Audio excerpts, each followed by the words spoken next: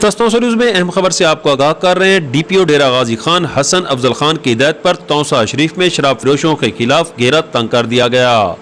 थाना city Taunsa police ने एक मुलजिम को गिरफ्तार करके उसके कब्जे से 122 बोतल विलायती शराब बरामद कर ली। तफसील के मुताबिक एसएचओ थाना सिटी अहमद फहीम खान ने अपनी टीम के हमरा कार्रवाई करते हुए शराब फरोश को गिरफ्तार कर लिया। शराब फरोश हजूर बख्श कौम ललवानी सकना बस्ती लालू तौसा शरीफ शराब फरोख्त करते हुए रंगे हाथों पकड़ा गया।